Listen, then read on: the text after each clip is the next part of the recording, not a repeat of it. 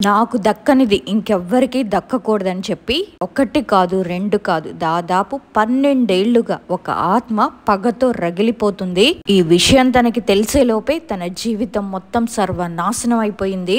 సవితి పోరు కూడా మరీ ఇలా ఉండదు, అంత దారుణంగా చేసింది అది. అభం శుభం తెలియని ఈ అమ్మాయి మీద ఆ ఆత్మకి ఎందుకంత పగ? నిజానికి ఈ ఇన్సిడెంట్ ని తను మనతో షేర్ చేసిన తర్వాత కూడా తను సఫర్ అయ్యారు. ఈ అమ్మాయి తెలిసి తెలియక చేసిన ఒకే ఒక్క తప్పు, దానికి తను చెల్లించిన భారీ మూల్యం ఏంటో తెలుసా? తన జీవితమే. అసలు ఏం జరిగిందో తెలుసుకోవాలంటే మరి వీడియోని స్టార్ట్ చేసేద్దాం.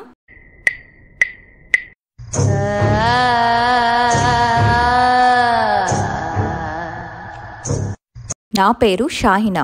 ఈ ఇన్సిడెంట్ 2012వ సంవత్సరంలో మొదలయ్యి 2020వ సంవత్సరం వరకు కూడా నా లైఫ్ లో జరుగుతూనే ఉంది. నా పెళ్ళయి 12 సంవత్సరాలు అవుతుంది, కానీ దాన్ని నేను ఇప్పటికీ కూడా మర్చిపోలేను. ఎందుకో నా ఇన్సిడెంట్ కనుక వింటే మీకే తెలుస్తుంది. అసలు ఏం జరిగిందంటే, మా అమ్మ వాళ్ళది కొవ్వూరు. 2012వ సంవత్సరంలో మా అమ్మ వాళ్ళు నాకు పెళ్లి చేశారు. నన్ను నెల్లూరు ఇచ్చారు. మా అత్త వాళ్ళది నెల్లూరు పక్కన ఒక చిన్న పల్లెటూరు. మేము ముస్లిమ్స్. మా ఆచారం ప్రకారం మాకు జుమాగీలు జరుగుతాయి. అంటే కొత్తగా పెళ్ళైన వాళ్ళకి శుక్రవారం కూడా ఈ శుక్రవారం అత్తగారింట్లో ఉంటే వచ్చే శుక్రవారం రోజు అమ్మగారింటికి అలా వస్తూ వెళ్తూ ఉండాలి. ఇంకా 5వ శుక్రవారం రోజు పెద్ద పండగలా చేస్తారు. దాన్ని మాలో జుమాగీలు అంటారు. 5 శుక్రవారాలు కూడా అయిపోయినాయి. చాలా హ్యాపీగానే ఉన్నాము. అయితే ఒక రోజు ఏం జరిగిందంటే, నేను ఇంట్లోనే స్లిప్ అయ్యి కింద పడిపోయాను. అది స్లిప్ అవ్వడం కూడా కాదు, ఎవరో నా వెనక నుంచి నన్ను ముందుకు తోసేశారు. నేను కింద పడ్డాను. ఆ టైంలో నాకు అది తెలియలేదు. ఆ తర్వాత నాకు విపరీతమైన జ్వరం వచ్చింది. అయితే కొత్తగా పెళ్ళైన వాళ్ళలో కొంతమందికి జ్వరం వస్తుంది అని చెప్తూ ఉంటారు కదా, సరేలే నార్మల్ జ్వరమేమో అని మేము కూడా లైట్ తీసుకున్నాము. నన్ను హాస్పిటల్ కి తీసుకొని వెళ్లారు. టెంపరేచర్ చెక్ చేస్తే 105, 104, 105 ఇలానే ఉండేది. అంత హై ఫీవర్ ఉండేది. బెడ్షీట్ ని ఫుల్ గా నా ఒంటి నిండా కప్పుకున్నా కూడా చలి ఆగేది కాదు. మా వారైతే నన్ను టైట్ గా గట్టిగా పట్టుకునే ఉండేవారు. అంత చలేసేసేది నాకు. ఆ జ్వరంలో నాకు అసలు పైకి లెగవడానికి కూడా శక్తి ఉండేది కాదు. ఒక్కసారిగా అంత హై ఫీవర్ వచ్చేసింది. ఇంకా ఆసుపత్రిలో జాయిన్ చేశారు కదా, సెలైన్ పెట్టి అన్ని బ్లడ్ టెస్ట్లు చేసి చూస్తే టైఫాయిడ్, డెంగ్యూ, మలేరియా ఈ 3 జ్వరాలు కూడా కలిసిపోయి ఈ అమ్మాయికి వచ్చింది అని చెప్పారు డాక్టర్ గారు. ఇంత చిన్న వయసులో ఎందుకు పెళ్లి చేశారు అని మా వాళ్లపై చాలా కోపడ్డారు. ఇంకా డాక్టర్ గారేమో, ఇక నా వల్లైతే కాదమ్మా, మీరు మీ వాళ్ళని పిలిపించుకోండి, ఈ అమ్మాయిని వెంటనే చెన్నైకి తీసుకువెళ్ళండి అని చెప్పారు. అప్పుడు మా అమ్మేమో, ఇప్పటికిప్పుడు చెన్నై అంటే ఎలా వెళ్ళాలండి? అందులోనూ మా అమ్మ వాళ్ళు చాలా పేదవాళ్ళు. ట్రీట్మెంట్ కోసం అంత డబ్బులు ఖర్చు చేసే స్తోమత కూడా వాళ్ళది కాదు. ఈ పరిస్థితిని చూసి మా అమ్మ ఏడవడం మొదలు పెట్టింది. మా అమ్మ ఏడవడం చూసి ఇంకా డాక్టర్ గారే, సరే నెల్లూరులోనే పలానా డాక్టర్ గారు ఉన్నారు, ఆయన దగ్గరికి తీసుకువెళ్ళండి అని చెప్పి ఆయన దగ్గరికి చీటీ రాశారు. ఇంకా అమ్మ వాళ్ళు వెంటనే నన్ను ఆ హాస్పిటల్ కి తీసుకొని వెళ్లారు. ఆ డాక్టర్ ఏమో నన్ను 3 రోజులు అడ్మిట్ చేసుకుని అన్ని టెస్టులు చేసి జ్వరం తగ్గిన తర్వాత నన్ను ఇంటికి పంపించారు. జ్వరం అయితే తగ్గింది, కానీ నేను చాలా నీరసంగా ఉండడంతో అమ్మ నన్ను వాళ్ళ ఇంటికి తీసుకొని వెళ్ళింది. ఇంటికి వచ్చామనే కానీ ఇంటికి వచ్చిన దగ్గర నుంచి కూడా అసలు అన్నం అనేది సహించేది కాదు. అన్నం తిన్నా సరే విపరీతంగా వాంతులయ్యేయి. ఇలా తిన్నానో లేదో అలా కక్కేసుకోవడమే బయటికి వెళ్ళి. ఇటు చూస్తేనేమో నాకు బాగా ఆకలి వేసేది, అన్నం తినాలనిపించేది, కానీ అన్నం తింటే ఫుల్ వామిటింగ్స్ అయిపోయేవి. ఇంకా నా వల్ల కాక కొద్ది రోజుల వరకు నేను తిండి తినడం కూడా మానేశాను. తల వెంట్రుకలు కూడా పూర్తిగా రాలిపోయాయి. అసలుకే నేను చాలా సన్నగా ఉంటాను, ఇప్పుడు ఇంకా సన్నగా అయిపోయాను. మా అమ్మ నన్ను వాళ్ళ ఇంటికి తీసుకొచ్చి ఒక 2 వారాలు అవుతుంది అంతే. ఈలోపు మా ఆయన ఫోన్ చేసి, నువ్విప్పుడు ఇంటికి వస్తేనే, లేకపోతే నేను నిన్ను వదిలేస్తాను అని చెప్పారు. ఇప్పుడే నువ్వు ఉన్న పళంగా ఇంటికి వచ్చేయాలి, అసలు నీకేం పని నువ్వు మీ అమ్మ వాళ్ళ దగ్గర ఉండడానికి, నువ్వు వచ్చేసాయి అని చెప్పారు. ఇంకా సరేలే అని చెప్పి మా అమ్మ వాళ్ళే నా లగేజ్ మొత్తం సర్దించి నన్ను ఆటోలో తీసుకొచ్చి మా అత్త వాళ్ళ ఇంటి దగ్గర నన్ను వదిలిపెట్టి వాళ్ళు వెళ్ళిపోయారు. ఆ రోజు వచ్చాను కదా నేను, అదే రోజు రాత్రి ఏం జరిగిందంటే, మా ఆయనకు అసలు తాగే అలవాటే లేదు. అలాంటి వ్యక్తి వెళ్ళి తాగేసొచ్చి నన్ను ఇంకా కొట్టడం మొదలు పెట్టారు. అసలు నువ్వెందుకు వెళ్తావు అక్కడికి, నువ్వెందుకుంటావు వాళ్ళ దగ్గర అని నన్ను కొడుతున్నారు. అప్పుడు నేనేమో, నాకు జ్వరం వచ్చి బాగోలేకపోతేనే కదా, మీరే కదా నన్ను అక్కడికి పంపించారు, అందుకే కదా నేను వెళ్ళాను, లేకపోతే నేనెందుకు అసలు అమ్మ వాళ్ళ ఇంటికి వెళ్తాను అని చెప్పాను. ఏ జ్వరం వస్తే నేను నిన్ను చూసుకోలేనా, నువ్వెందుకు అక్కడికి వెళ్ళావు అని మా వారు అన్నారు. మా వారు ఇలా నన్ను కొడుతున్నప్పుడు ఇంతలో ఇంతలో మా అత్తగారు వచ్చి, అమ్మాయిని కొట్టద్దు, తనకి జ్వరం వచ్చింది కదా, ఈ టైంలో మీకు గొడవలేంటి అని మా వారికి చెప్పి ఆ గొడవ సర్దుమణిగేలా చేశారు. ఆ తర్వాత రోజే నాకు జ్వరం వచ్చి నేను నీరసంగా ఉన్న ఇంట్లో పనులైతే చేసుకుంటూ ఉన్నాను. నేను వాషింగ్ మిషన్ లో బట్టలు వేస్తున్నాను. అలా వేస్తున్నప్పుడు ఒక్కసారిగా వాషింగ్ మిషన్ నుంచి షాక్ కొట్టింది. షాక్ కొట్టగానే అసలు ఎవరో ఒక మనిషి తోసేసినట్టే వెనక్కి పడిపోయాను. ఇదేంటి ఇలా అయింది, అసలు ఎందుకు షాక్ కొట్టింది? మిషన్ అయితే బానే ఉంది కదా, కనీసం దానిపైన నీళ్లు కూడా ఏం పడలేదు, ఏమీ లేదు, అంతా బాగున్నా కూడా అది షాక్ కొట్టింది. ఇంకా మా ఇంట్లో వాళ్ళు చూసి అప్పటికప్పుడు నన్ను లోపలికి తీసుకువెళ్లి పడుకోబెట్టి మంచినీళ్లు తాగించారు. మా మరిదేమో బయటికి వెళ్లి బత్తాయి జ్యూస్ తీసుకొని వచ్చారు. షాక్ కొట్టినప్పుడు బత్తాయి జ్యూస్ తాగాలంట కదా, అలా అని చెప్పి బత్తాయి జ్యూస్ తీసుకొని వచ్చారు, నా చేత తాగించారు. నేను తాగాను. ఒక గంట తర్వాత ఆ షాక్ లో నుంచి కొంచెం తేరుకొని లేచాను. మళ్ళీ ఆ వాషింగ్ మిషన్ దగ్గరకైతే నేను వెళ్ళలేదు. అప్పటి నుంచి మొదలయ్యింది మా ఇంట్లో సమస్యలు. జ్వరం రావడం, షాక్ కొట్టడం, ఈ విధంగా నా ఆరోగ్యం అయితే మెల్లగా పాడైపోతూ వస్తుంది. ఈ ఇంట్లో ఉండబట్టే ఇలా జరుగుతుందేమో అని చెప్పి ఆ ఇల్లు కూడా ఖాళీ చేసి ఆ ఇంటి నుంచి బయటకు వచ్చి వేరే చోటకి వెళ్ళాము. వేరే ఇంటికి వెళ్ళిన ఒక నెల తర్వాత మా మరిదికి పెళ్లి నిశ్చయమైంది. ఇంకా మేమందరం కూడా మా మరిది పెళ్లి హడావుడిలో ఉన్నాము. మా మరిది పెళ్లి ఫంక్షన్ హాల్లో జరుగుతుంది. పెళ్లి రోజు ఏం జరిగిందంటే మా చెల్లెలిద్దరూ కూడా ఏమన్నారంటే, అక్క మేము మీ ఇంటికి వెళ్ళి రెడీ అయి వస్తాము, మీ ఇంటికి వెళ్ళి స్నానం చేసి మంచిగా డ్రెస్సులు వేసుకొని వస్తామంటే సరేలే అమ్మా అని చెప్పి వాళ్ళని మా ఇంటి దగ్గర వదిలిపెట్టి మేము మళ్ళీ ఈ పెళ్లి ఫంక్షన్ కి వచ్చేసాము. పిల్లల్ని మా ఇంటి దగ్గర వదిలిపెట్టి వచ్చాను కదా, కాసేపటి తర్వాత మళ్ళీ నేను ఇంటికి వెళ్ళాను. నేను కూడా రెడీ అవుదామని. నేను ఇంటికి వెళ్ళగానే ఈలోపు పిల్లలిద్దరూ కూడా బయటికి పరిగెత్తుకుంటూ వచ్చి నన్ను వాటేసుకున్నారు. బాగా భయపడిపోతున్నారు. ఏంటి ఏమైంది అని అడిగితే, అక్క నువ్వు ఇప్పుడే వస్తున్నావా అని అడిగారు. అవునమ్మా, మిమ్మల్ని వదిలిపెట్టి వెళ్ళి మళ్ళీ నేను ఇప్పుడే వచ్చాను అని చెప్పాను. దానికి వాళ్ళేమో, లేదక్క నువ్వు ఇంతకు ముందు వచ్చావు కదా అని అడిగారు. సేమ్ నీలాగే ఉన్నారక్క ఎవరో, నువ్వు పిలిచినట్లే మమ్మల్ని పిలిచారు, నువ్వే అనుకొని హా అక్క వస్తున్నాం అయిపోయింది అని మేమిద్దరం కూడా బయటికి వచ్చి చూడగా అక్కడ ఎవ్వరూ లేరు. సేమ్ నువ్వెలా మాట్లాడతావు, నీ గొంతుతోనే మమ్మల్ని పిలిచారక్క. దాంతో మేమిద్దరం కూడా భయపడి రూమ్ లోకి పరిగెత్తుకుంటూ వెళ్ళిపోయాము. మళ్ళీ ఇప్పుడు నిన్ను చూసొచ్చాము అని చెప్పారు. దాంతో నేను, లేదు లేదమ్మా నేను రాలేదు, ఇప్పుడే వస్తున్నాను, మీరు దేన్నో చూసి భయపడి ఉంటారు అని ఇంటి లోపలికి వెళ్ళి హాల్లో చూస్తే ఆ హాల్లో అంతా చెత్తగా ఏదో కంపు కొడుతుంది. హాల్లో అంతా అడుగులు, ఎవరు తిరిగినట్టే, ఆ అడుగులు అచ్చం జంతువు తిరిగినట్టే ఉంది. అదంతా చూసి నేను ఇంకా పిల్లని తిట్టానన్నమాట. ఏంటమ్మా తలుపులన్నీ తీసుంచి ఇల్లంతా ఇలా చేశారు, ఇంట్లో ఉన్నారు కదా మీరు తలుపులు వేసుకోలేదా అని అడిగాను. లేదక్క మేము తలుపులు వేసుకున్నాము, కానీ ఇలా జరిగేసరికి ఎవరు సేమ్ నీలాగే పిలిచేసరికి తలుపులు తీసి బయటకొచ్చి చూస్తే అక్కడ ఎవ్వరూ లేరు. దాంతో భయపడిపోయి మేము తలుపులు కూడా మళ్ళీ వేసుకోకుండా అలాగే ఇంట్లోకి పరిగెత్తుకుంటూ వెళ్ళాము అని చెప్పారు. సరేలేమ్మా అదంతా మీ భ్రమ అయి ఉంటుంది, ఇక్కడైతే అలాంటిదేం ఉండదులే అని చెప్పి నేను రెడీ అయ్యి వాళ్ళను కూడా నాతో పాటు తీసుకొని మళ్ళీ ఫంక్షన్ హాల్ కి వెళ్ళాము. అప్పటికి కూడా ఇంకా మేము తెలుసుకోలేకపోయాము ఇదే ఇలా జరుగుతుందని చెప్పి. ఆ తర్వాత మా మరిది పెళ్ళైపోయింది, అంతా బాగానే ఉంది.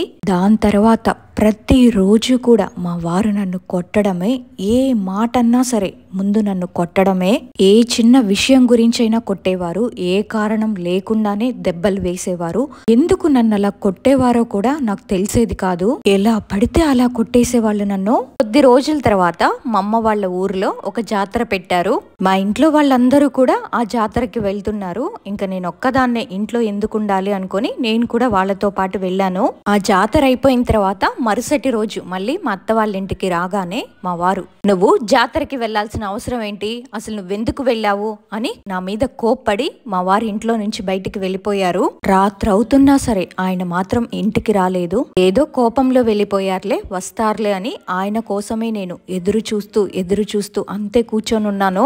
మా వారు వస్తే తలుపు తెరుద్దామని చెప్పి అప్పుడే బయట నుంచి ఎవరో షాహినా అని పిలిచారు. సేమ్ ఎలా అయితే మా వారు నన్ను పిలుస్తారో అదే విధంగా విధంగా పిలిచారు. మా వారు వచ్చారేమో అనుకుని నేను తలుపు తెరిచి బయటికి వెళ్లి చూస్తే అక్కడ ఎవ్వరూ లేరు. ఇదేంటి, మా వారు ఇప్పుడే కదా నన్ను పిలిచారు షాహినా అని, ఇదేంటి ఇక్కడ ఎవ్వరూ లేరు అని అదే ఆలోచించుకుంటూ వచ్చి పడుకున్నాను. ఆ రోజు రాత్రంతా కూడా మా వారి ఇంటికి రాలేదు. ఆ మరుసటి రోజు వచ్చి ఎవరో స్నేహితుడి ఇంట్లో పడుకున్నానని చెప్పారు. మా మరిది పెళ్లికి ముందు ఈ ఇంటికి వచ్చాం కదా, ఈ ఇల్లు చిన్నది అని చెప్పి 2-3 బెడ్రూమ్లు ఉన్నది కావాలని ఆ ఇల్లు వేరే చోటు ఉంటుంది, రోడ్డుకు దగ్గరగా ఉంటుంది అది. ఆ ఇంటికి మేము 2014 సంవత్సరంలో మారాము. 2014 నుంచి 2020 వరకు కూడా మేము ఈ ఇంట్లోనే ఉన్నాము. ఆ ఇంట్లో ఉన్నప్పుడేమో మా వారు నన్ను కొట్టేవారు. ఇప్పుడు ఈ ఇంటికి వచ్చిన దగ్గర నుంచి మా ఆయనకి నాపై అనుమానం మొదలయ్యింది.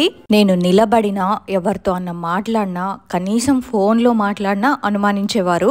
ఈ అనుమానం అనే పెనుభూతం పెరిగి పెరిగి చివరికి నా సొంత అన్నయ్యతో నాకు సంబంధం ఉందని అనుమానం పడ్డారు. నీకు మీ అన్నయ్యకు ఉంది కదా అని నా మొహం మీదే అడిగేవారు. మంచి మాటకైనా టార్చరే, చెడు మాటకైనా టార్చరే. ఇంకా ఇలాగే నా ఆరోగ్యం కూడా పాడవుతూ వచ్చింది. కాళ్ళు బాగా వాచిపోయాయి. 40 కిలోలున్న నేను ఒక్కసారిగా 90 కిలోలైపోయాను. అంత బరువు పెరిగిపోయాను. అసలు ఎందుకు పెరిగిపోయానంటే గర్భసంచిలో పూర్తిగా నీటి గడ్డలు వచ్చేసాయి, పొట్టలో గడ్డొచ్చింది. అన్ని బాధలు మొదలయ్యాయి నాకు. హాస్పిటల్స్ చుట్టూ తిప్పుతూనే ఉన్నారు. థైరాయిడ్ కూడా వచ్చింది. హాస్పిటల్స్ చుట్టూ తిప్పుతున్నా సరే తగ్గడం లేదు. కాళ్ళు చూస్తే ఇంతింత లావైపోతున్నాయి. ఎందుకు నా కాళ్ళు ఇంత లావైపోతున్నాయి అని అప్పుడు కూడా నాకు అర్థం కాలేదు. ఇటు చూస్తేనేమో నా ఆరోగ్య సమస్య, అటు చూస్తేనేమో నా భర్త యొక్క టార్చర్. ఈ బాధనంతా భరించలేక ఒక రోజు నేను థైరాయిడ్ టాబ్లెట్స్ ని మింగేశాను. ఇప్పటి వరకు కూడా మా వారు పెట్టిన బాధలన్నీ భరించాను, కానీ ఈ అవమానాలు భరించడం ఇంకా నా వల్ల అయితే కాలేదు. పెళ్ళైన 4 ఏళ్లకి నాకు థైరాయిడ్ కూడా వచ్చింది. నా దగ్గరున్న థైరాయిడ్ టాబ్లెట్స్ అన్ని తీసుకొని వాటన్నిటిని మింగేశాను. ఇంకా వద్దు నాకు ఈ జీవితం, ఇలాంటి జీవితం నాకు ఇంకా అవసరం లేదు అని అనుకుని థైరాయిడ్ టాబ్లెట్స్ అన్ని మింగేశాను. ఆ ఇంట్లో వాళ్ళు నన్ను హాస్పిటల్ కి తీసుకొని వెళ్లారు. పైపు పెట్టి నా కడుపు మొత్తం శుభ్రం చేసి క్లీన్ చేసి నన్ను ఇంటికి పంపించారు. ఎలాగో ఇంకా ఆ దేవుడి దయ వల్ల నన్ను హాస్పిటల్ కి తీసుకువెళ్లి మందులు అవన్నీ ఇప్పించి నేను మింగిన టాబ్లెట్స్ అన్ని కక్కించి ఇంకా ఇంటికి తీసుకొచ్చి పెట్టారు నన్ను. అప్పుడు కూడా అసలు ఈ జీవితమే నాకొద్దు అని టాబ్లెట్స్ మింగేసి అంత చేసినా కూడా నా భర్త యొక్క టార్చర్ ఇంకా ఎక్కువైపోయింది. వాళ్ళ మీద అనుమానం, వీళ్ళ మీద అనుమానం. అక్కడెందుకు కూర్చుంటున్నావు, ఇక్కడెందుకు కూర్చుంటున్నావు, అక్కడెందుకు తింటున్నావు, వాళ్ళింటికి ఎందుకు వెళ్తున్నావు, కనీసం మా అమ్మ దగ్గరకు వెళ్ళినా కూడా అనుమానమే. పద్దాకల అమ్మ వాళ్ళ ఇంటికి వెళ్తున్నావు, ఎవరి కోసం వెళ్తున్నావు అని ఇదంతా కూడా భరించి భరించి అప్పటి నుంచి కూడా ప్రతి దానికి కూడా నాకు కష్టాలే వచ్చాయి. ఇది అయిపోయిన తర్వాత ఒక రోజు రాత్రి మా వారు సెకండ్ షో సినిమాకి వెళ్తున్నాను అని చెప్పి వెళ్లారు. కానీ సెకండ్ షో సినిమా అయిపోయిన టైం అయినా సరే తనైతే ఇంటికి తిరిగి రాలేదు. ఏంటి ఇంకా ఇంటికి రాలేదు అని ఆయన కోసం ఎదురు చూస్తూ ఉన్నాను. మా బెడ్రూమ్ లో ఉన్న కిటికీ తెరిచి చూస్తే రోడ్డు కనిపిస్తుంది. సరే ఈయన వస్తున్నారా లేదా అని ఆ కిటికీ తెరిచి చూస్తే అక్కడ కనిపించింది చాలా పెద్దగా, చాలా లావుగా ఉన్న ఒక ఆకారం. అదక్కడ నిలబడి నా వైపే చూస్తూ ఉంది. దాంతో నాకు ఇంకా కాళ్ళు చేతులు ఆడలేదు. బాగా టెన్షన్ వచ్చేసింది. ఇంకా కిటికీ తలుపు వేసేసి మా బెడ్రూమ్ లో నుంచి హాల్లోకి పరిగెత్తుకుంటూ అలాగే వచ్చేసాను. నా దగ్గర ఫోన్ కూడా లేదు. మా వారికి ఫోన్ చేసి చెప్దామంటే ఇంకా అలాగే హాల్లోనే అంతే నిలబడున్నాను మా వారు వచ్చేదాకా కూడా. ఇంకా మా వారు తలుపు తీసుకొని లోపలికి వచ్చారు. ఆయన్ని చూసిన వెంటనే ఆయన పట్టుకొని గట్టిగా చేశాను. ఇలా కిటికీ దగ్గర ఎవరో ఒక ఆవిడ నిలబడుంది. చాలా ఎత్తుగా ఉంది, చాలా తెల్లగా ఉంది అని చెప్తున్నప్పుడు మా వారేమో అదేం అయ్యుండదులే, అదంతా నీ భ్రమ అయి ఉంటుంది. ఆ వీధిలో ఇప్పటికీ కూడా ఒక ఆత్మ తిరుగుతూనే ఉంటుందంట. అందరికీ తెలిసే విషయం, నువ్వు చూసింది అదేనేమో అని నా మాటని కొట్టిపారేశారు. అప్పుడు మూసిన కిటికీని నేను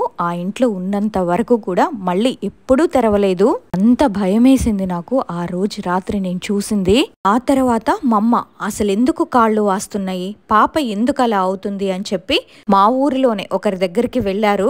వాళ్ళ దగ్గరికి వెళ్లి మమ్మ నా పేరు చెప్పగానే అబ్బా ఈ పాపకి ఒక పెద్ద సమస్య ఉంది, ఈ పాప గురించి ఇప్పుడు చెప్పలేము, ఎందుకంటే తనిప్పుడు చాలా పెద్ద ప్రమాదంలో ఉంది. నేను ఒక మందునిస్తాను, ఒక 4 రోజుల వరకు అది చెయ్యండి, ఆ తర్వాత చూద్దాము అసలు ఏం జరుగుతుందో అన్నారు. వాళ్ళేమిచ్చారంటే ఒక చిన్న పేపర్ లో రాసి ఏదో ఇచ్చారు. అది నీళ్లలో కలుపుకొని తాగాలంట. అత్తర్ ఒకటి దమ్ చేసి దాన్ని నీళ్లలో కలిపి ఆ నీళ్లతో నాకు స్నానం చేపించమని చెప్పారు. ఇంకా మా అమ్మ వాటిని తీసుకొని మా ఊరి నుంచి నెల్లూరుకు వచ్చేసింది మా అత్త వాళ్ళ ఇంటికి. అప్పటికే మా నాన్న రీసెంట్ గానే చనిపోయారు. మా నాన్న కూడా చనిపోయారు. నేను చూస్తేనేమో అలా అసలు మా అమ్మ పరిస్థితి ఇంకెందుకులేండి చెప్పడం. వీళ్ళు చూస్తేనేమో నన్ను అసలు మా ఇంటికి పంపించను కూడా పంపించరు. ఇంకా మా అమ్మ నా కోసం ఏడవడం తప్ప చేసేదేమీ లేదు. ఎందుకంటే వాళ్ళని ఎదిరించి మాట్లాడితే నా కాపురం ఏమవుతుందోనన్న బాధ, భయం. ఇంకా మా అమ్మ నా కోసం మా ఊరి నుంచి అది తీసుకొచ్చారు కదా, ఆయన చెప్పినట్టే అన్ని చేశారు. చేసినా కూడా అసలు ప్రయోజనమే లేదు. అస్సలు ఒక మూలకు కూడా రాలేదు. అది నీళ్లని బాగా మరికించి అత్తరందులో వేసి దాంతో స్నానం చేపించమన్నారు. ఇంకొక పేపర్ ఇచ్చారు కదా, చిన్న చీటీ ఒకటి, దాన్ని నీళ్లలో కరగబెట్టి తాగించమన్నారు. తాగి అదంతా చేసినా కూడా ఏమీ అవ్వలేదు. మళ్ళీ మా అమ్మ వాళ్ళ దగ్గరికి వెళ్ళి ఏం పని చేయలేదు అని చెప్తే వాళ్ళేమన్నారంటే, లేదు ఇప్పుడు ఆ పాప మీ చేయి దాటిపోయింది, అది చాలా పెద్ద సమస్య, మీ పాపను తీసుకెళ్లే వరకు కూడా వదిలిపెట్టదది, మీ అమ్మాయిని చంపాలని శబదం పట్టుకొని కూర్చుందది అని చెప్పారు. మీ అమ్మాయిని పట్టుకున్న ఆత్మ మామూలుది కాదమ్మా అన్నారు. ఆ తర్వాత ఏం జరిగిందంటే, మా బంధువుల్లోనే ఒకరు స్వామిలాగా ఉన్నారనమాట. ఇలాంటి వాటికి చూసి చెప్తారు అసలు ఏం జరిగిందో అని. అయితే మా అమ్మ వాళ్ళ దగ్గరికి వెళ్ళి ఇలా ఇలా జరుగుతుందని చెప్తే వాళ్ళు మా ఇంటికి వచ్చారు. వచ్చిన తర్వాత వాళ్ళు నన్ను చూసి, ఈ అమ్మాయి వెనక చాలా పెద్దదే ఉంది, ఈ అమ్మాయికి ఇప్పుడు కనుక తీయకపోతే ఈ అమ్మాయి ఇంకా బతకదు అని అన్నారు. అది విన్న మా అమ్మేమో, అవునవునండి ఇలా ఇలా జరుగుతుంది పాపకి అని అంటే, ఇప్పుడు ఈ పాపకి నువ్వు గనక తీపించకపోతే మీ పాప చేతికి రాదు, ఈ పాప మీద ఆత్మ పగబట్టింది, మంచి పగలో ఉంది అని చెప్పారు. సరే అదెలా తీపించాలి చెప్పండి అంటే, వాళ్ళేమన్నారంటే అది తీయించాలంటే 1,00,000 రూపాయలు అవుతుంది అన్నారు. అసలు మా అమ్మ వాళ్ళ దగ్గర 1,00,000 రూపాయలు ఎక్కడవి? మా అమ్మ వాళ్ళని చూస్తే చాలా పేదవాళ్ళు. మా నాన్న కూడా చనిపోయారు, మా తమ్ముడు చిన్నవాడు, మా అమ్మ దగ్గర అంత డబ్బు ఎక్కడుంది అంటే, సరే మీరు కాబట్టి 80,000కు చేస్తాను అన్నాడు. ఆ 80,000 కూడా లేదు కదా వాళ్ళ దగ్గర చేయించడానికి. ఇదంతా కూడా 5 సంవత్సరాలకి ముందు జరిగింది. 80,000 కూడా లేవు. సరే 60,000 ఇవ్వండి అన్నాడు. మేమంత ఇవ్వలేము, 20,000 ఉంటే ఇవ్వగలను, చేస్తారా అంది. 20,000కు నా వల్ల కాదమ్మా, సామాగ్రి కూడా రాదు 20,000కి, నేను చెయ్యలేను అన్నాడు. ఇంకా సరే అని చెప్పి మేము కూడా అప్పటి నుంచి అలానే వదిలేసాము. ఇంకా అప్పటి నుంచి కూడా అన్ని ఆపదలు. ఎలా అంటే, అది డైరెక్ట్ గా నాకు కనిపించడం, కిటికీల్లో కనిపించడం, నా ఎదురుగా కనిపించడం, ఏది చేసినా కూడా అది నా వెనకాలే ఉండి ఒక భయం అన్నమాట. ఇంకా అలా అది నా ఒంట్లోకి ఎందుకు రాలేదంటే, నాది గట్టి సితారా అంట, దానివల్ల అది నా ఒంట్లోకి రావడం సాధ్యం కాలేదంట. కానీ పక్కనే ఉండి అంత టార్చర్ చూపించడం మొదలు పెట్టింది. ఇంకా మా అత్తయ్య వాళ్ళకేమో ఇలాంటి వాటి మీద అస్సలు నమ్మకాలు ఉండవు. మా ఆయనకి చెప్తే అలాంటిదేం ఉండదు. పైగా వాళ్ళు ఏమన్నారంటే, మీరు జబ్బున్న దాన్నిచ్చి నాకు పెళ్లి చేశారు, మంచి అమ్మాయినిచ్చి పెళ్లి చేయలేదు, పెళ్ళైనప్పటి నుంచి కూడా మీ అమ్మాయి జబ్బుతోనే ఉంది అని చెప్పి వీళ్ళు చెప్పారు. పిల్లలు లేరు, పైగా చూస్తే జబ్బుంది, తనకొక జబ్బు మాత్రమే, దయ్యాలు గియ్యాలు ఎక్కడి నుంచి వస్తాయి, అసలు ఎందుకు వస్తాయి అని వీళ్ళన్నారు. మీ అమ్మాయికి ఇది పెళ్లి కాకముందు నుంచే ఉందేమో అని కూడా అన్నారు. మమ్ముండి అదేం లేదయ్యా, సరే అమ్మాయిని నాతో పాటు పంపించు, నేనన్నా చూపించుకుంటాను అంటే, నేను పంపించను, నువ్వేం చేసుకుంటావో చేసుకో, పంపించాలంటే మీ అమ్మాయిని ఇక్కడి నుంచి శాశ్వతంగా తీసుకెళ్లిపో, నేను విడాకులు ఇచ్చేస్తాను అని అన్నారు. విడాకులు ఇచ్చి పంపించేస్తాను, తీసుకువెళ్ళండి, ఇవన్నీ కూడా మేము చేపించము, ఇదంతా కూడా అసలు ఏమీ లేదు అని అన్నారు. పెద్ద పంచాయతీ కూడా పెట్టారు. పంచాయతీలో గొడవ పడ్డారు. ఇంకా నేనే రాన్లే అమ్మా, మీరంతా వెళ్ళిపోండి అని చెప్పాను. ఆ తర్వాత నాకు పీరియడ్ కూడా ఆగిపోయింది. 1 సంవత్సరం వరకు కూడా పీరియడ్ రాలేదు. నా ముఖమంతా పగిలిపోవడం, చేతులు పగిలిపోవడం, పెదవులు పగిలిపోవడం అలా మొదలయ్యింది. అవి పగిలిపోయినా కూడా మళ్ళీ హాస్పిటల్కి వెళ్ళడం, అక్కడి నుంచి టాబ్లెట్లు తీసుకొని రావడం, అవి మింగడం. కొన్ని రోజులకి నా ఒంటికి ఆ టాబ్లెట్స్ కూడా సరిపోలేదు నాకు. కొన్ని రోజులకి ఆ టాబ్లెట్లు కూడా పనిచేయడం మానేశాయి. అంటే అంత క్రిటికల్ పరిస్థితికి వచ్చింది నా సిచ్యువేషన్ అయితే. ఆ తర్వాత మా అమ్మగారు ఇదంతా కూడా సెట్ అవ్వదులే అని చెప్పి మా బంధువుల్లోనే ఒకరి దగ్గరికి నన్ను తీసుకొని వెళ్ళారు. ఆయన ఒంట్లో ఒక సాహెబ్ గారు వస్తారని చెప్పి తీసుకొని వెళ్ళింది. వాళ్ళ దగ్గరికి వెళ్ళినప్పుడు సాధారణంగా నాకు ఆరోగ్యం బాలేదు కదా, కాళ్ళు కూడా వాచిపోతున్నాయి, అందులో పిల్లలు కూడా లేరు కదా, చూపించుకుందామని వెళ్ళాము. ఎందుకంటే ఇదంతా అప్పటికి కూడా మాకు తెలీదు, నా భర్త తరపు బంధువులమ్మాయే చనిపోయింది, ఆ అమ్మాయే ఇలా చేస్తుంది అని మాకు ఏమీ తెలీదు. మేము మామూలుగా హెల్త్ కూడా బాగోలేదు కదా, పిల్లలు కూడా లేరు, ఎప్పుడు ఇంట్లో గొడవలు అవుతున్నాయి కదా అని చెప్పి చూపించుకోవడానికి వెళ్ళాము. అప్పుడు తెలిసింది మాకు నా భర్త తరపు బంధువుల్లోనే చనిపోయిన అమ్మాయి నన్ను పట్టుకొని ఉంది అని. అంటే నా ఒంట్లో లేదు, నా పక్కనే ఉంది. ఎవరు చూసినా సరే నీ వెనకాలే గాలుందమ్మా, నీ వెనకాలే గాలుంది అని అంటారు. అప్పటి నుంచి కూడా మేము వాళ్ళ దగ్గరికి వెళ్ళి చూపించుకున్నాము. నా కాళ్ళైతే బాగా ఉబ్బిపోయినాయి కదా, అది బాగు చేశారు ఆయన. ఆయన ఏం చెప్పారంటే ఈ పాప ఒక్కతే కాదు తన భర్త కూడా ఇక్కడ ఉండాలని చెప్పి ఆయన్ని పిలిపిస్తే ఆయన రాలేదు. మా వారికి ఎంత చెప్పినా సరే ఆయన ఏమన్నారంటే మీరు వెళ్ళి మీ అమ్మాయిని చూపించుకోండి, మేము రాము, ఇలాంటివన్నీ మాకు నమ్మకం లేదు అని చెప్పారు. అయినా సరే ఆ గురువు గారేమో నీ భర్త ఉండాల్సిందే అని అనేసరికి మీరు రావాల్సిందే అని చెప్పాము. సరే అని చెప్పి మా వారు వచ్చారు. వచ్చి కూర్చున్నప్పుడు అప్పుడు తెలిసింది మాకు ఆ చనిపోయిన అమ్మాయి మా వారి మీదే ఉంది అని. అది కూడా ఇష్టంతోనే కావాలనే నన్ను టార్చర్ చేయడం మొదలు పెట్టిందని. నన్నెందుకు టార్చర్ పెట్టిందంటే తన భార్యని నేనవ్వడం వల్ల నేను బాగా సుఖంగా సంతోషంగా ఉండకూడదు అని చెప్పి ఆ అమ్మాయి నన్ను టార్చర్ చేయడం మొదలు పెట్టింది. ఆ ఆత్మ మా వారి ఒంటి మీద కూర్చి పిల్లలు పుట్టకుండా నేనే చేస్తున్నాను, అది చనిపోవాలని కూడా నేనే చేస్తున్నాను, గొడవలు అవ్వాలని కూడా నేనే చేస్తున్నాను, అన్ని నేనే చేస్తున్నాను అని అప్పుడు చెప్పింది మొత్తం. దీనికి పిల్లలు పుట్టనివ్వను నేను, దీనికి ఎలా పుడతారో పిల్లలు నేను చూస్తాను, నా స్థానంలో ఇది ఉంది, నేనుండే స్థానంలో ఇది ఉంది, దీనికి ఎలా పిల్లలు పుడతారో నేను చూస్తాను అని చెప్పింది. ఇంకా ఆయన కూడా ఎందుకు పుట్టరు, అమ్మాయి ఆరోగ్యాన్ని బాగు చేసి తనకి పిల్లలు పుట్టేలా నేను చేస్తాను అని చెప్పి ఆయన అన్నారు. నువ్వెలా చేస్తావో నేను చూస్తాను అందది, నువ్వు అలాగే చూస్తూ ఉండు, ఈ మొహరం వరకు నేను చేసేస్తాను అని ఆయన అన్నారు. ఆ తర్వాత ఏం జరిగిందంటే మొహరం వచ్చింది. ఆ మొహరం రోజే నాకు బాగు చేస్తానని చెప్పారు కదా, ఆయన వైఫ్ ఆరోగ్యం అయితే సరిగ్గా లేదు, వాళ్ళ భార్య ఆరోగ్యం చాలా పాడైపోయింది. దాంతో ఆయన ఒక్కసారిగా అప్పటి వరకు చాలా స్ట్రాంగ్ గా ఉన్న ఆయన కూడా చాలా లోగా అయిపోయారు. అప్పుడు అది మళ్ళీ వచ్చి నేను చెప్పాను కదా నువ్వు చేస్తే నీ ఇంట్లో వాళ్ళందరినీ కూడా నేను తీసుకువెళ్ళిపోతాను, మీ ఇంటి లోపలికి నన్ను వచ్చేలా చేయకు, అలా రాకుండా ఉండాలంటే నువ్వు ఈమెకి బాగు చేయకూడదు, నేను ఎంత చెప్పినా సరే నువ్వు నా మాట వినకుండా అలాగే మొండిగా చేసావనుకో ఇప్పుడు నీ భార్య పరిస్థితి ఎలా అయింది, ఆ తర్వాత నీ బిడ్డకు కూడా ఇదే గతి పడుతుంది అని ఆయన్ని బెదిరించింది. అప్పటి నుంచి కూడా ఆయన ఆలోచించి ఇదేంటి ఇలా జరుగుతుంది, ఈ పాప పరిస్థితి అయితే బాగోలేదు కదా, నేను ఈ పాపకి మంచి చేయాలనుకుంటున్నాను కానీ ఈ ఆత్మ చూస్తే ఇలా చేస్తుంది అని చెప్పి ఆయన మాతో ఏం చెప్పారంటే ఒక 4 రోజులు ఆగండమ్మా, కాస్త ఈలోపు నా భార్యను నేను చూసుకుంటాను, ఆ తర్వాత నేనే చేస్తాను అని చెప్పారు. అప్పటి నుంచి కూడా మేము 4 రోజులు ఆగాము. 4 రోజులు ఆగిన తర్వాత మళ్ళీ నాకు పెదవులు పగిలిపోవడం, కాళ్ళు పగిలిపోవడం, ఇంట్లో గొడవలు, ఇది ఇంకొక టార్చర్. చెప్తూ ఉంటారు కదా అది పడ్డ వాళ్ళకి, ఆ నరకాన్ని అనుభవించే వాళ్ళకి మాత్రమే ఆ బాధ తెలుస్తుంది అని. ఇదంతా నేను మీతో చెప్తున్నప్పుడు కూడా నా తల మొత్తం బరువుగా అవుతుంది, నా హార్ట్ బీట్ కూడా ఫాస్ట్ గా కొట్టుకుంటుంది, అలా ఉంది నాకు. ఎవ్వరు చెప్పినా సరే పట్టించుకోరు, అంతా ఊహా ఊహా అని అంటూ ఉంటారు. నా జీవితంలో నేను అనుభవిస్తున్నది పీరియడ్ ఆగిపోయింది, ఎన్ని కష్టాలు, ఇటు చూస్తే పిల్లలు లేరు అని చెప్పి, పిల్లలు లేరు ఈమెకి పిల్లలు పుట్టరు అని చెప్పి మా అత్తగారు అరే దీనికి పిల్లలు పుట్టర్రా, నీకు 2వ పెళ్లి చేస్తాను అని చెప్పి వాళ్ళు అంటుంటే ఎంత టార్చర్ అనుభవిస్తున్నానో నేనప్పుడు. ఆ తర్వాత ఏం జరిగిందంటే ఆ ఆత్మని నా నుంచి తీసేస్తాను అని చెప్పారు కదా, ఇంకా ఆయనకు కనిపించడం మొదలు పెట్టిందంట. అది కనిపించి అతనికి చెప్పేదంట నువ్వైతే తీయద్దు, నువ్వు బాగుండాలంటే నువ్వు తీయద్దు, అది బాగుండకూడదు, నువ్వు గనక దానికి బాగు చేసావో నేనేంటో చూపిస్తాను నీకు, నీ ప్రాణమైనా తీసేస్తాను. అసలు ఆయన ఎంత మంచివారంటే అంతకు ముందు అసలు ఆయనకి ఏ అలవాటు కూడా లేదు, అలాంటిది ఇప్పుడు ఆయన ఫుల్ డ్రింక్ చేయడం, వాళ్ళ ఆవిడ్ని కొట్టడం, నేను బతకను చచ్చిపోతానని చెప్పి నీళ్లలో దూకడం అలా అయ్యింది. అలా వచ్చేసింది ఇంకా ఆయనకి. వాళ్ళ ఆవిడేమో ఏంటిది ఇలా జరుగుతుంది, ఇది ఒప్పుకున్న దగ్గర నుంచి కూడా మా ఆయన ఇలా అయిపోయాడేంటి అని అనుకునేవారంట. మాట్లాడితే నేను చచ్చిపోతాను నేనుండను అని ఇలానే అనేవారంట.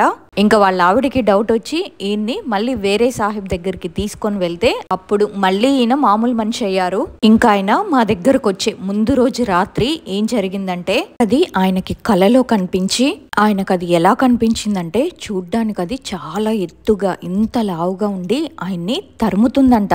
ఇంకా ఆయన దాని బారి నుంచి తప్పించుకోవడానికి పరిగెత్తుకుంటూ వెళ్ళి ఒక దర్గాలో దాక్కుంటే అదేమో దర్గా లోపలికి వెళ్ళడానికి ట్రై చేస్తుందంట. అసలు దానికి ఎంత పవర్ ఉందో తెలుసా? అది దర్గా లోపలికి వెళ్ళడానికి ఎంతగానో ట్రై చేసిందంట. నువ్వు బయటికి వస్తావా లేకపోతే నన్నే లోపలికి రమ్మంటావా అని. అది ఇలా అనేసరికి అప్పుడే దర్గాలో నుంచి ఒక చెయ్యిలాగా బయటకొచ్చి ఇక చాలు నువ్వెళ్ళు నీ పని అయిపోయింది అని చెప్పగానే ఇంక అది దర్గా దగ్గర నుంచి వెళ్ళిపోయిందంట. అయితే ఆ రోజు రానే వచ్చింది. 4 రోజుల్లో చేస్తానన్న మనిషికి 4 రోజులు టైం పట్టింది. దాని బారి నుంచి విడిపించుకొని ఆయన మా దగ్గరికి రావడానికి. ఆయన రమ్మంటే మళ్ళీ మేమే ఆయన దగ్గరికి వెళ్ళాము. వెళ్తే ఆయన ఏం చెప్పారంటే శ్మశానంలో చెయ్యాలి ఇదంతా, అక్కడే దిష్టి తీసి పడేయాలి అని చెప్తే శ్మశానమా అన్నాము. సరే అయితే వద్దులే అమ్మా, ఎవ్వరూ లేని ఇంట్లో చేద్దాంలే అని అన్నారు. అది ఎక్కడో కాదు, మా ఇంటి పైనంతస్తులోనే. ఆ ఇంట్లోకి ఎవ్వరూ రారు, అది సపరేట్ గా ఉంటుంది. ఇంకా ఆయన వచ్చారు. అక్కడి నుంచి వచ్చి ఏం చేశారంటే అన్నీ చేశారు. మా వారిని కూర్చోబెట్టి తన పైనుంచి నిమ్మకాయల్ని తిప్పడము, దాన్ని కొయ్యడము, పేపర్లు చించడము, కొబ్బరికాయల్ని పగలగొట్టడము అన్నీ చేసి మా భర్తను ఎవ్వరూ తిరగని చోటుకు తీసుకువెళ్ళి అక్కడ ఒక గుంత తవ్వి అందులో ఆ తీసినవన్నీ దిష్టి తీసినవన్నీ పెట్టేయమని చెప్పారు. ఆ గుంతలో పెట్టొచ్చేటప్పుడు వెనక్కి తిరిగి చూడొద్దని, ఏమైనా కూడా వెనక్కి తిరిగి చూడకుండా బయటకు వచ్చేయమని చెప్పారు. సరే అని చెప్పి ఈయన చెప్పినట్టే మొత్తం చేసి మా వారు తిరిగి వస్తున్నప్పుడు అది ఏడవడము, మా వారిని పేరు పెట్టి పిలవడము ఇదంతా చేసిందంట. సరే అదంతా అయిపోయింది, మొత్తం చేసేశారు. ఆ తర్వాత నాకు తెలియట్లేదు కానీ నా పక్కనున్న వాళ్ళు చెప్తూ ఉంటారు, ఏమైంది నీ దగ్గర ఒక రకమైన వాసన వస్తుంది. అది ఏ వాసన అంటే మందుల వాసన అని చెప్పేవాళ్ళు. ఎందుకంటే ఆ అమ్మాయి హాస్పిటల్లో ఉండి మందులు తిని ఆ మందులన్నీ కూడా మింగి ఆరోగ్యం బాగోలేక చనిపోయింది. ఇంకా పక్కనున్న వాళ్ళు నాకు చెప్పేవాళ్ళు, ఏ కారణం వల్ల నీ దగ్గర ఒక రకమైన వాసన వస్తుంది అని. ఆ వాసన నాకు వచ్చేది కాదు. నేనేమో అసలు ఎందుకు నా దగ్గర ఇలాంటి వాసన వస్తుంది అనుకునేదాన్ని. నేను ఎంత ఫ్రెష్ గా ఉన్నా, స్నానం చేసి వచ్చినా సరే ఆ వాసన మాత్రం నా దగ్గర వస్తూనే ఉండేదంట. ఇప్పుడు మందులు ఉంటాయి కదా, వాటిని వాడితే ఎలా ఉంటుంది, ఒక పేషెంట్ దగ్గర ఎలాంటి స్మెల్ వస్తుందో అలాంటి వాసన వచ్చేదంట నా దగ్గర. అందరూ కూడా చెప్పేవాళ్ళు నీ దగ్గర ఇలాంటి స్మెల్ వస్తుంది అని. నేనేమనుకునేదాన్నంటే సరేలే, నాకు కూడా ఆరోగ్యం బాగోలేదు కదా, నేను కూడా మందులు వాడుతున్నాను కదా, అందుకే అలా వస్తుందేమో అని నేను అనుకునేదాన్ని. ఇప్పుడు మేము ఎక్కడికైనా వెళ్ళామనుకోండి, పక్క నుంచి ఏడుపు సౌండ్ వినపడుతుంది. నాకెలా అనిపిస్తుందంటే చనిపోవాలి, వద్దు చనిపోవాలి, ఎందుకు ఇలాంటి టార్చర్ లైఫ్ నాకొద్దు అని అనిపిస్తూ ఉండేది. అందరినీ చూస్తే అందరూ బాగానే ఉన్నారు కదా, నేను మాత్రమే ఎందుకు ఇలా ఉన్నాను, నా ఆరోగ్యం పాడైపోతుంది, నాకు పిల్లలు కూడా లేరు, నా భర్త చూస్తే అలా చేస్తారు, ఇంట్లో అత్తా మామలు వేధించడం, అసలు ఈ ఇల్లేంటి అని చెప్పి ఈ టార్చర్ వద్దు, చనిపోవాలని ఇదే ఉంది నా లైఫ్ మొత్తం. ఇంత జీవితంలో కూడా నాలాగా ఎవ్వరు కూడా అనుభవించకూడదు, అంత టార్చర్ అనుభవించాను నేను. ఇప్పటికీ కూడా నాకు పిల్లలు లేరు, ఇప్పటికి కూడా నేను బాధపడుతూనే ఉన్నాను. ఆ ఆత్మ వెళ్ళిపోయినప్పటి నుంచి కూడా నా భర్త మారారు. అప్పటి వరకు కూడా నాకు దూరంగా ఇష్టం లేక ఉన్న నా భర్త ఇప్పుడు నన్ను ప్రాణంగా బాగా దగ్గరికి లాక్కుంటున్నారు. అసలు ఏం జరిగిందంటే మా అత్త వాళ్ళు ఈ అమ్మాయి వాళ్ళు బంధువులు అన్నమాట. చిన్నప్పటి నుంచి కూడా మా వారిని తనకిచ్చి పెళ్లి చేయాలని వీళ్ళందరూ అనుకునే వాళ్ళంట. కానీ వయసు పెరిగే కొద్దీ ఈ అమ్మాయి బాగా లావుగా అయిపోవడం, ఇంకా తనకి ఆరోగ్యం కూడా సరిగ్గా ఉండడం లేదని చెప్పి మా అత్త వాళ్ళు ఆ సంబంధాన్ని క్యాన్సిల్ చేసి మా సంబంధాన్ని ఓకే చేశారు. మా మామయ్య అన్నారంట ఆ పిల్లని చాలా లావుగా ఉంది, మేము చేసుకోము అని. ఈ అమ్మాయి ఏంటంటే చిన్నప్పటి నుంచి కూడా వాళ్ళందరూ అనుకోవడంతో ఇంకా మా ఆయన మీదే పంచ ప్రాణాలు పెట్టుకొని బతికింది. తనకి మా వారంటే చాలా ఇష్టం. మా పెళ్లి కుదిరినప్పుడు కూడా తనకి హెల్త్ బాలేదు. ఇంకా ఆ తర్వాత మా అత్తయ్య వాళ్ళు ఏం చేశారంటే మా పెళ్లి కార్డుని తీసుకెళ్లి వాళ్ళ అమ్మా నాన్నలకి ఇచ్చారు. అప్పుడే తను మా పెళ్లి కార్డుని తన చేతుల్లో తీసుకొని దాన్నే చూస్తూ అమ్మాయి చాలా బాధపడిందంట. నేనుండాల్సిన స్థానం ఇది, నేను కాకుండా తన పక్కన ఇంకెవరో ఉన్నారు, రాతలో నేను లేను అని చెప్పి చాలా బాధపడిందంట. ఇంకా మా పెళ్లి వారం రోజులు ఉంది అనంగా ఆ పిల్లకి హెల్త్ బాగోలేక హాస్పిటల్లో ఉండి మా పెళ్లికి ఇంకా వారం ముందే తను చనిపోయింది. ఈవెన్ మా పెళ్లికి కూడా వాళ్ళ అమ్మా నాన్న ఎవ్వరు కూడా రాలేదు. తను అలా చనిపోయింది కదా అందుకనే రాలేదేమో. మేము ఒక పెద్ద తప్పు చేశాము. అదేంటంటే ఆ రోజు మా 5వ శుక్రవారం శుక్రవారం. కొత్తగా పెళ్ళైన వాళ్ళకి 5వ శుక్రవారం అనేది ఒక పెద్ద పండగలా చేస్తారు. కాకపోతే ఆ రోజు మా అత్త వాళ్ళు ఇంట్లో ఎలాంటి ఫంక్షన్ లాంటిది చేయలేదు. ఎందుకంటే అదే రోజు వాళ్ళ సొంత బంధువుల అమ్మాయిది చెహలం ఉంది, అంటే దినం అన్నమాట. మాలో ఏంటంటే చనిపోయిన తర్వాత 40వ రోజు చేస్తారు అది. ఇంకా సొంత బంధువులే కాబట్టి మా అత్త మామయ్య వాళ్ళు అందరూ కూడా వాళ్ళ ఇంటికి వెళ్లారు. వాళ్ళక్కడ ఆ దినం భోజనాలు తిని అదే భోజనాన్ని ఇంటికి తీసుకొచ్చారు. వాళ్ళు ఆ భోజనాన్ని ఇంటికి తీసుకొచ్చినప్పుడే మాది 5వ శుక్రవారం కాబట్టి నేను పచ్చని చీర కట్టుకొని నీట్ గా రెడీ అయ్యి జడ నిండా పూలు పెట్టుకొని ఉన్నాను. మా అత్తయ్య ఆ భోజనం తీసుకొచ్చి దినం దగ్గర నుంచి తినమని నాకు ఇచ్చింది. సరేలే తర్వాత తిందామని చెప్పి పక్కన పెట్టేశాను. అప్పటికి ఇంకా తినకపోయేసరికి తిను తిను అంది. ఇంకా నైట్ టైము ఆ భోజనం పెట్టుకొని తిన్నాను. తిని పడుకున్నాను. అప్పటి నుంచి మొదలయ్యింది జ్వరం. అప్పటి నుంచి దాదాపు 12 సంవత్సరాల వరకు కూడా నేను ఈ కష్టాల్లోనే ఉన్నాను. చాలా పెద్ద కష్టంలోనే ఉన్నాను. నా ఇన్సిడెంట్ ని మీ అందరికీ చెప్తున్నప్పుడు కూడా నాకు 2 సార్లు కలొచ్చింది. నిన్న రాత్రి కూడా కలొచ్చింది. ఏం కలొచ్చిందంటే ఒక చిన్న పిల్లవాడు నాకు చెప్తున్నాడు, ఒక పొగ నీ వైపు వస్తుంది, ఆ మనిషి నీ వైపే వస్తున్నాడు, చూడు చూడు అని చెప్తున్నాడు. అయితే నేనుండి ఎక్కడున్నాడు ఆ మనిషి అంటే, అయితే అది కింద ఒక పొగలాగా ఉంది. నేను దాన్ని చూసి ఏంటి ఇది ఒక పొగలాగా ఉంది, అది నా వైపే రావడం చూసి ఇంకా నేను గబా గబా ఐతల్ కుర్సీ చదవడం మొదలు పెట్టాను. ఐతల్ కుర్సీ చదివి ఊదుతున్నానంట ఆ పొగ మీద అని. అయినా సరే అది నా దగ్గరికే వస్తుంది. ఇదేంటి ఇలా చేస్తుంది, నా దగ్గరికే వస్తుంది అని చెప్పి ఇంకప్పుడు ఐతల్ కుర్సీని గట్టిగా చదవడం మొదలు పెట్టానంట, పెద్దగా రాత్రిపూట. మీకు నా ఇన్సిడెంట్ ని పంపించాను కదా, ఆ రోజు రాత్రి నాకొచ్చిన కలిది ఒక స్త్రీ. చూడ్డానికి చాలా అందంగా ఉంది, తను చాలా ఎత్తుగా కూడా ఉంది, ఎర్ర చీర కట్టుకొని నాతో మాట్లాడుతుంది. ఏంటంటే, నేను నీకు చెప్పాను కదా నీ జోలికి రాను అని, మళ్ళీ నువ్వెందుకు నన్ను గుర్తు చేసుకుంటున్నావు, ఏంటి తమాషాలు చేస్తున్నావా అని అంటుంది. తను అలా మాట్లాడుతున్నప్పుడు నాకు ఏం మాట్లాడాలన్న టెన్షన్ వచ్చేస్తుంది, మాట కూడా తడబడుతుంది, ఆయాసం కూడా వస్తుంది నాకు. ఇదంతా కూడా నాకు కలలోనే జరిగింది. ఇదంతా నేను మీతో చెప్తున్నప్పుడు కూడా నాకు ఏడుపు వస్తుంది. అదంతా తలుచుకుంటే నాకు ఇప్పటికీ కూడా వణుకొస్తుంది. ఈ ఇన్సిడెంట్ ని మీతో చెప్పిన తర్వాత వరుసగా 2 రోజులు కూడా మా ఇంట్లో గొడవలు అవుతున్నాయి. పాడు కలలు వస్తున్నాయి. మా ఊరిలో బర్షాహిద్ దర్గా ఉంది, నెల్లూరు పక్కనే, చాలా ఫేమస్ దర్గా అది. లాస్ట్ సండేనే అక్కడికి వెళ్ళాము. అక్కడికి వెళ్ళినా కూడా నా తల తిరగడం, ఆ దర్గాలో నుంచి నేను ఎప్పుడెప్పుడు బయటికి వచ్చేయాలి అని అలా ఉంది నాకు. అదైతే నన్ను ఎంత టార్చర్ చేసిందో, ఎంతగానో ఏడిపించింది నన్నైతే. ఇది నా లైఫ్లో జరిగిన రియల్ స్టోరీ. ప్రతిరోజు కూడా నేను ఏడ్చేదాన్ని, ప్రతిరోజు కూడా నేను బాధపడేదాన్ని.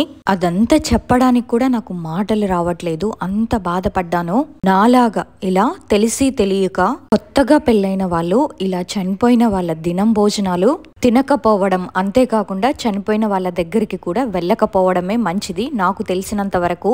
ఇంతకాలం నేను సఫర్ అయ్యాను కదా, దాని నుంచి నేను చెప్పేది ఇదే.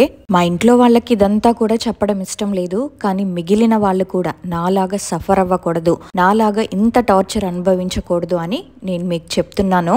దాన్ని తీసేసి కూడా 3 సంవత్సరాలు అవుతుంది, కానీ ఇప్పటి వరకు నాకు పిల్లలైతే లేరు.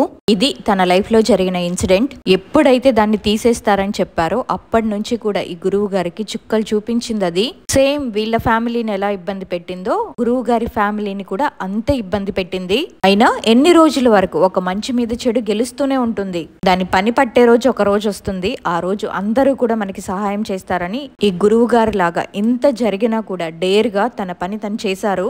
లేకపోతే ఇంకెన్ని రోజులు ఇబ్బంది పడేవాళ్ళు వీళ్ళు. అంతా అయిపోయింది కదా, మళ్ళీ తను ఈ ఇన్సిడెంట్ ని మనతో షేర్ చేసుకుంటున్నప్పుడు తనకి కలలో కనిపించి వార్నింగ్ ఇచ్చిందంట, నా గురించి ఎందుకు చెప్తున్నావు, నా గురించి ఎందుకు మాట్లాడుతున్నావు అని. అదైతే వెళ్ళిపోయింది, కానీ దాని ఎఫెక్ట్ ఇంకా ఉన్నట్టుగానే ఉంది. ఎందుకంటే అది వెళ్ళిపోయి 3 సంవత్సరాలైనా ఇప్పటికీ ఈవిడికైతే పిల్లలు లేరు.